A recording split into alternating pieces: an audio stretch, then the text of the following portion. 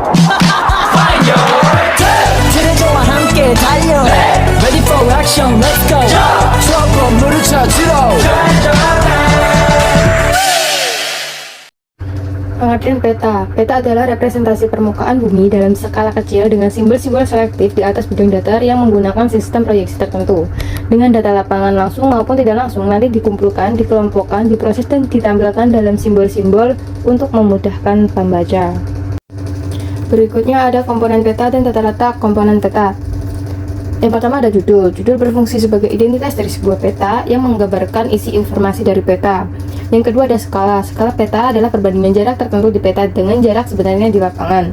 Skala harus ada pada setiap peta karena fungsinya sebagai petunjuk ukuran sebenarnya di lapangan. Skala ada 3, yaitu skala angka, skala inch, skala grafis. Yang ketiga ada warna. Warna itu digunakan untuk menunjukkan perbedaan kenampakan objek di permukaan bumi yang memberi kualitas atau kuantitas simbol pada peta. Yang pertama ada warna hijau. Warna hijau untuk daerah di permukaan bumi berupa dataran rendah yang landai dengan ketinggian kurang dari 200 meter dpal. Yang kedua ada warna hijau muda, itu untuk daerah di permukaan bumi berupa daerah landai yang disertai bergelombang dan bukit dengan ketinggian 200 sampai kurang dari 400 meter dpal. Yang ketiga ada warna kuning, itu untuk daerah di permukaan bumi berupa dataran tinggi dan perbukitan dengan ketinggian 400 sampai kurang dari 1000 meter dpal. Yang keempat ada warna coklat muda, itu untuk daerah di permukaan bumi berupa gunung atau pegunungan dengan ketinggian 1000 sampai 1500 meter dpal. Yang kelima ada warna coklat, itu untuk daerah di permukaan bumi berupa gunung-gunung yang relatif tinggi dengan ketinggian 1500 meter dpal. Yang keenam ada warna biru keputihan, itu untuk daerah perairan berupa lereng yang relatif landai dengan kedalaman kurang dari 200 meter. Yang ketujuh ada warna biru muda, itu untuk daerah perairan berupa lereng yang relatif terjal dengan kedalaman 200 sampai 2000 meter. Yang kedelapan ada warna biru tua, itu untuk daerah perairan laut dalam, lubuk laut, palung laut dengan kedalaman kurang dari 200 meter. Yang keempat ada legenda. Legenda adalah keterangan yang menjelaskan simbol dan warna dalam sebuah peta.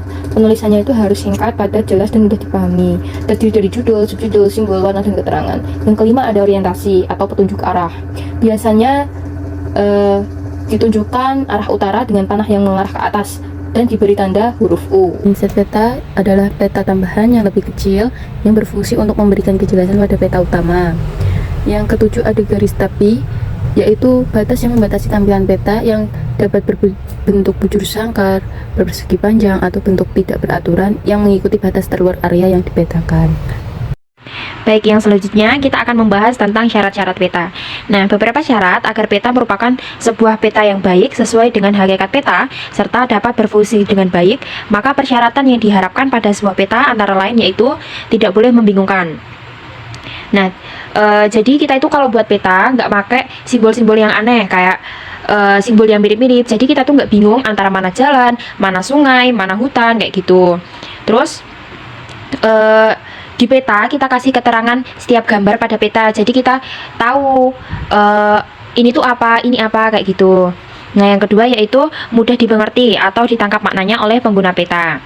Nah, jadi peta itu disusun teratur, terus hurufnya itu gampang dibaca, nggak kekecilan, nggak kebesaran. Kalau kekecilan kan kita harus pakai kacamata ya, jadi ribet.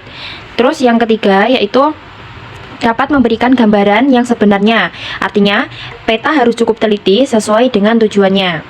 Nah, jadi kita tuh tahu antara jarak sebenarnya antara tempat-tempat di peta itu. Terus datanya tuh benar. Misalnya, jalannya beneran ada, sungainya beneran ada, nggak dibuat-buat gitu loh. Terus, misal kita mau cari rumah makan gitu ya, petanya tuh harus ada informasi rumah makannya, bukan cuma jalan doang. Nanti kalau jalan doang kan kita kalau survive ke ke real life-nya, jadi nggak tahu mana yang rumah makan yang kita tuju atau oke, yang terakhir yaitu memiliki nilai estetika, rapi dan bersih. Nah, kita tuh kalau buat peta warnanya tuh harus enak dilihat, harus menarik.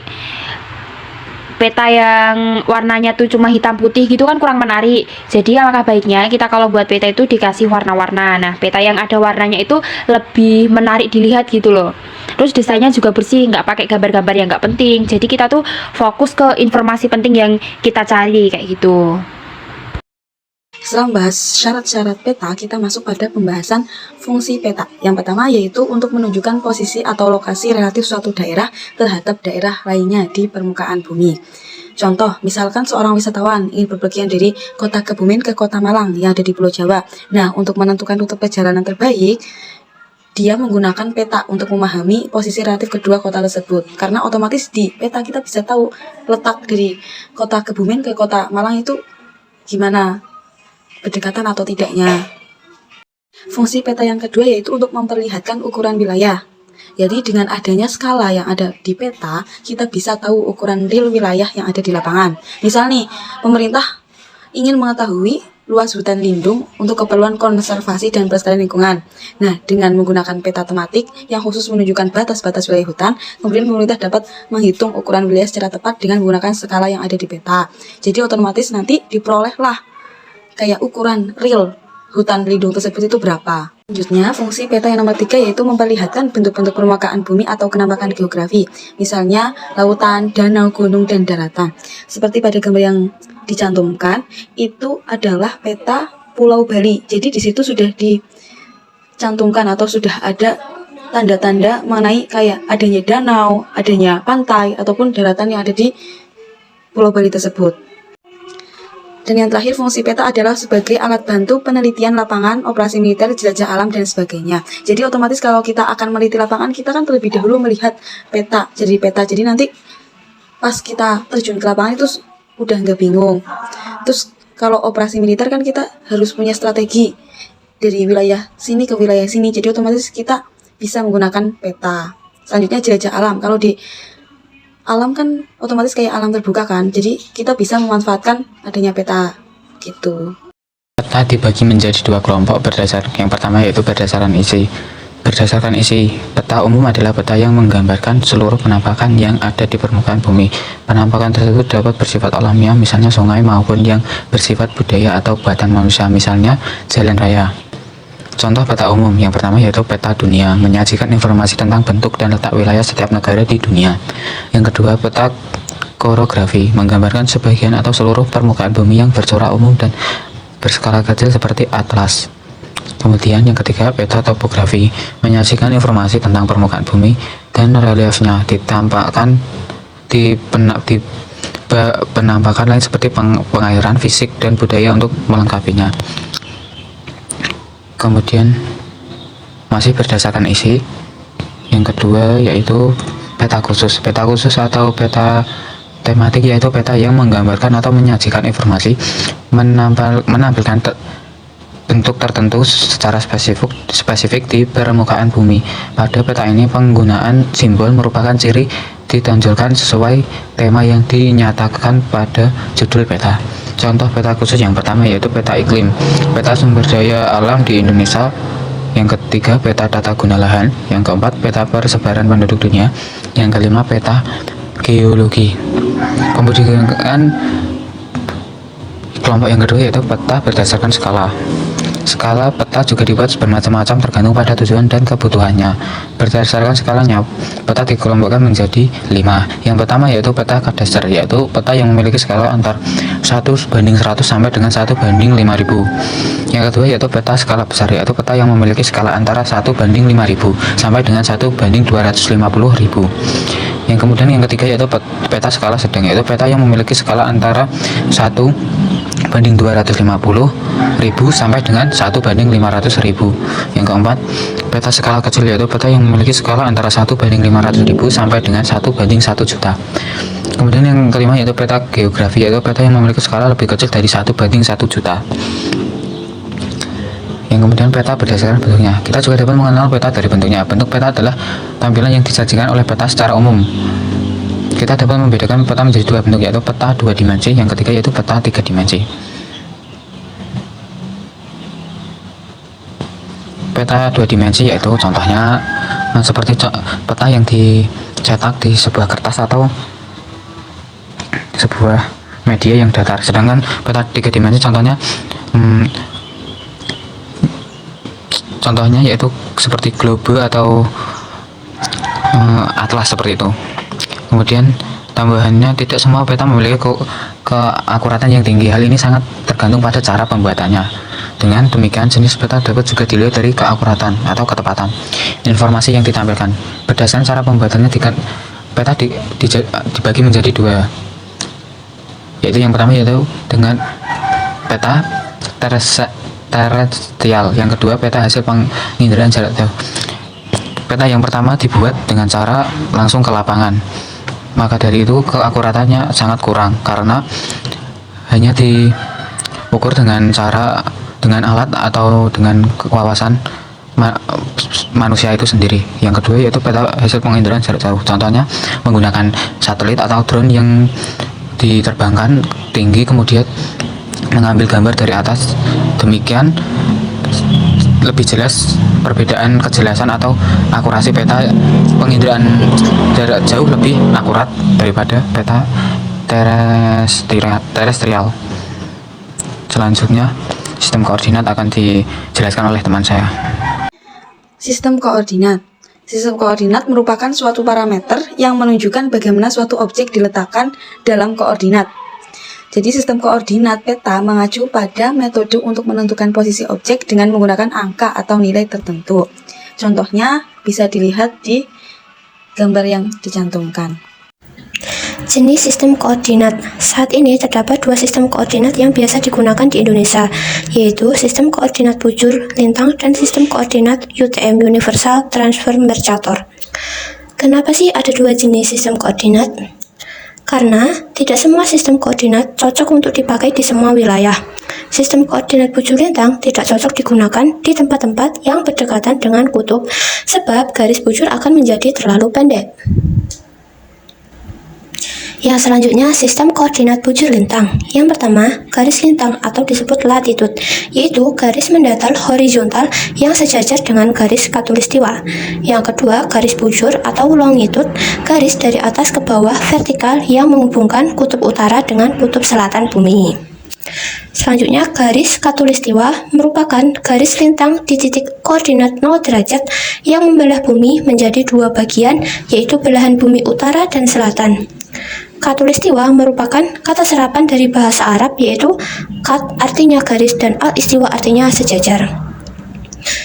Contoh wilayah yang dilewati garis khatulistiwa di Indonesia yaitu Pulau Sumatera, tepatnya di perairan Sumatera Utara, Barat, dan Riau. Pulau Sulawesi, tepatnya di Provinsi Sulawesi Tengah, dan Pulau Halmahera, tepatnya di Kepulauan Maluku. Yang selanjutnya, garis prime median, yaitu garis yang membagi wilayah timur dan barat yang terletak di kota Greenwich, Inggris, yang berawal dari kutub utara melewati kota Greenwich, London Raya di Inggris, Prancis, Spanyol, dan berakhir di kutub selatan. Yang selanjutnya, pembagian zona dalam UTM. Seluruh wilayah yang ada di permukaan bumi dibagi menjadi 60 zona bujur. Masing-masing zona bujur memiliki lebar 6 derajat atau sekitar 667 km. Garis lintang UTM dibagi menjadi 20 zona lintang dengan panjang masing-masing zona adalah 8 derajat atau sekitar 890 km. Huruf I dan O tidak dipergunakan dalam penamaan zona lintang karena membuat sistem lebih mudah digunakan dan dipahami terutama dalam konteks teknis dan kartografis. Dalam koordinat UTM, setiap zona memiliki sumbu tersendiri berbeda dengan koordinat bujur lintang yang menggunakan satu sumbu yang berpusat pada kutub utara dan kutub selatan. Selanjutnya yaitu perhitungan bujur lintang. Karena bentuk dunia seperti bola, maka ketentuan yang mengatur koordinat bujur lintang mirip dengan ketentuan matematika yang mengatur lingkaran. Dengan demikian, cara menentukan koordinat bujur lintang adalah sama dengan perhitungan lingkaran, yaitu derajat menit ditandai dengan petik 1 dan detik ditandai dengan petik 2. Contohnya yaitu 4 derajat 42 menit 30 detik lintang selatan. Berapa jarak garis tersebut? 1 derajat bujur lintang sama dengan 111,322 km, sama dengan 111.322 meter. 1 derajat bujur lintang sama dengan 60 menit. 60 menit sama dengan 3.600 detik. 1 menit bujur lintang sama dengan 60 detik. 1 menit bujur lintang sama dengan 1885,37 meter. 1 detik bujur lintang sama dengan 30,9227 meter. Contohnya yaitu berapa jarak antara 7 derajat 10 menit 30 detik sampai 8 derajat 15 menit 40 detik. Jarak antara kedua titik tersebut adalah 1 derajat 5 menit 10 detik. Setelah itu kita masukkan ke dalam rumus yang di atas. 1 derajat dikali 111.322 meter sama dengan 111.322 meter. 5 menit dikali 1885,37 meter sama dengan 9.426,85 meter.